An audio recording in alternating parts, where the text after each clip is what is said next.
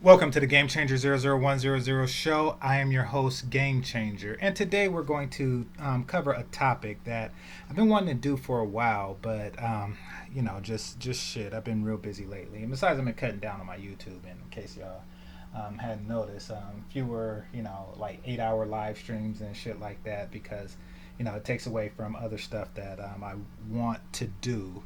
But anyway, this is one that I really needed to do, and I was going to postpone it, but um, certain recent events have really brought this to the forefront. Shout out to AM1. He did a similar video on it, on this topic. And also on another panel, Keith Lamont was talking about it too. I think that people really underestimate how much damage one ignorant Negro can do. And in modern terms, how much damage one ignorant nigga can do. However, since the term ignorant and nigga is almost synonymous, then we can just say ignorant Negro, meaning an ignorant person of African descent. How much damage they can do. Now, what I'm about to do is I'm about to quote you a line, or more than a line, but I'm going to do, I don't know, a quick scene from the movie A Soldier's Story. But before I do that, I'm going to give a little context. So I know it wasn't a very popular movie, but it was actually a really good one. Had Denzel Washington in it and Robert Townsend. A lot of named black actors of the time. I think this was like the late '90s or mid to late '90s, and it also had the father, the father from The Color Purple. He had a very significant role in it. In fact, he's the one I'm going to quote. So, basically, a little context. So, that guy is a drill sergeant preparing soldiers, black soldiers, for the up and coming war in Europe, World War II. And he is also a veteran of World War One. Now he has a unique disdain for what he calls, I think he said Geechees or something like that. I have to look at the movie again. I'm going to leave the link along with the timestamp of the scene I'm talking about in the description box. So you can just click on it and get right to that scene. But if you watch the whole movie, he uses a particular word to describe a certain type of behavior coming from blacks, and that's when you portray the negative stereotypes. I think it was like Geechee or something like that. So he has a problem with somebody in a squad that he calls a Geechee, whose name is CJ.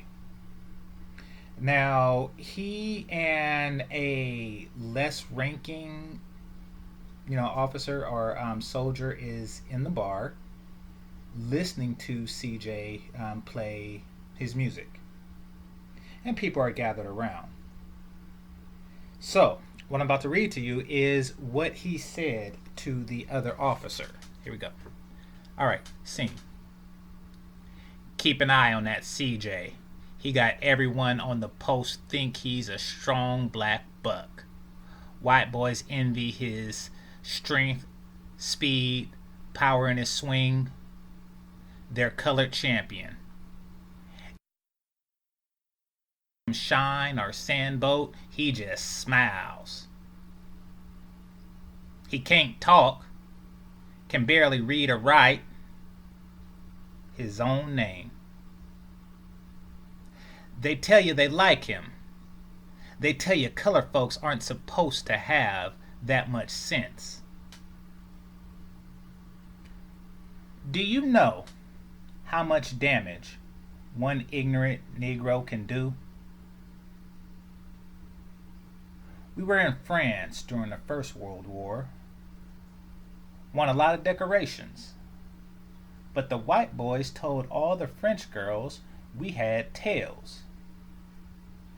And they found this ignorant colored soldier, paid him to tie a tail around his ass, run around half naked, making monkey sounds.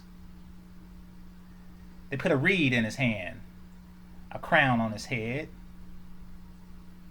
clothes on his shoulders and made him eat bananas. The white boys took his picture. The next thing you know, posted it up, called him Moonshine, King of the Monkeys. And before we slit his throat, he asked what he done wrong. My daddy told me we gotta turn our backs on these kinds of blacks, rookie. Those that like the chicken, collard green, cornbread style. Soldiers, I will not let our race be cheated out of our place of dignity and respect in this world. End scene. So that's what we're dealing with, people. Right now, in the black community, niggas, if allowed to represent you, will cheat you out of your place of dignity and respect in this world. Make no mistake about it, what he was talking about was a metaphor for modern day nigga behavior. Turn on World Star Hip Hop. Are any of those niggas less embarrassing than this king of the monkeys? Is the term sandboat and shine different than Pookie and Ray Ray? These terms are equally embraced by those who would wear those monikers proudly.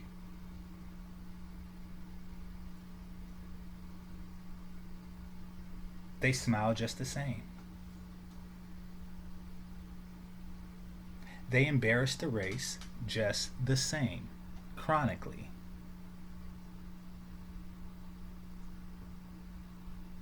And until you turn away,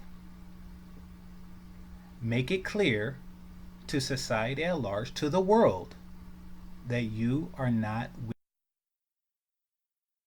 that your greatness is not a part of their failures. Be a shining representation of the black race. Then we will have and continue to maintain our place of dignity and respect in this world. That's all you got to do. Easiest thing in the world. As long as a ignorant Negro shares your likeness, he will use it, destroy it, for the sake of his own goods. They paid this guy to behave this way. All he could think about is money and free bananas. He didn't care about the image. You have a group of French women that, have little exposure to black American men.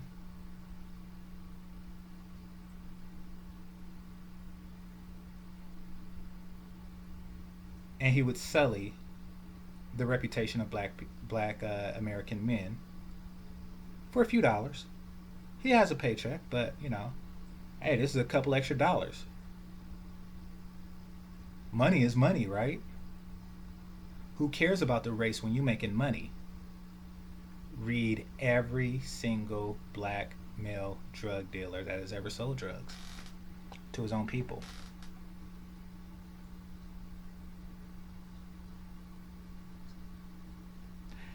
You can't stop this type of behavior. They did. They slit his throat.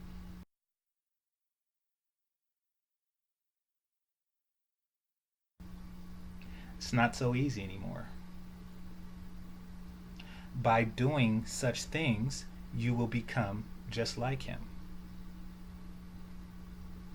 For those of you nerds out there, you may recall the movie Return of the Jedi. By accessing his hate and defeating Darth Vader, Luke Skywalker ran the risk of becoming just like him.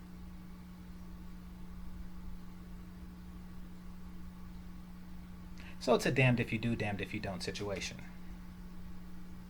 Unless, of course, you're doing it in self-defense. So my solution to this problem of the ignorant Negro is to create a separate camp, one free from ignorance,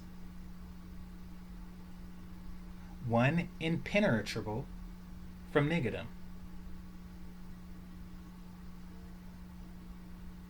Do that, and one ignorant Negro cannot possibly represent that particular subset of ADOS. He would represent his own. And if he ever does decide to go on some World Star Hip Hop, Jerry Springer, Maury Povich, or what's his name, Steve Wilco, or whatever the fuck, and make a goddamn shine of himself, then kick him out the camp. All non-nigga brothers have to do is come together. Build a society. Now they'll try to shame it.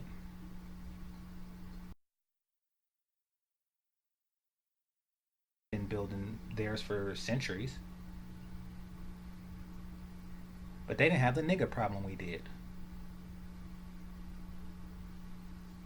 When have we ever built a society and excommunicated the niggas? Perhaps that's his failures. Perhaps that's where we should start.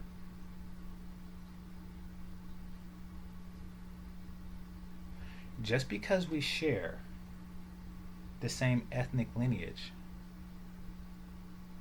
it doesn't mean that we're the same. And it doesn't mean that you will be an asset to anything that black men, non-nigga black men, will build. You will be a liability.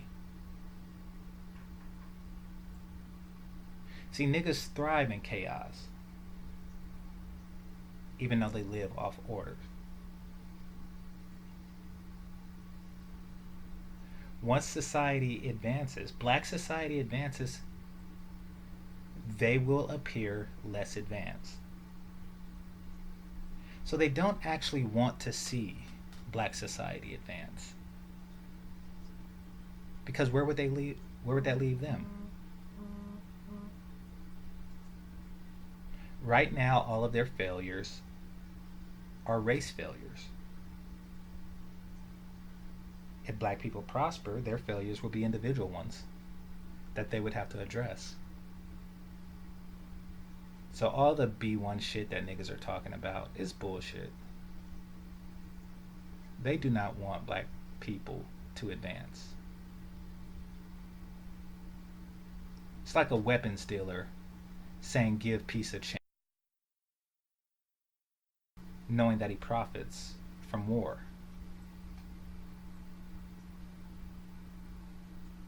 That's where they're going with this. That is what one ignorant Negro can do. So when people talk about, oh, it's just a small segment of society, it's just, it's just a little bit, what about the other 99% or 99.9% or whatever? All it takes is one ignorant fucking Negro. One nigga. As long as you're associated with them, as long as you can say, I'm with this person and this person got a goddamn tail on his ass, and this person is eating a bushel of bananas half naked, then that one ignorant nigga, you allowed that one ignorant Negro to represent you and yours. I'm not saying attack them. I'm not saying shame them or anything. However, if you want your place amongst society to be respected and dignified, you cannot do it pretending to be associated, a part of, affiliated with a group of people that fight over the.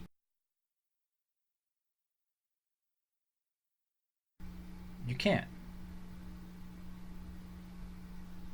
So I'm gonna cut this video here because I got a couple things to do, and I probably go live later on. So in the meantime, this is Game Changer 00100, and I'm out.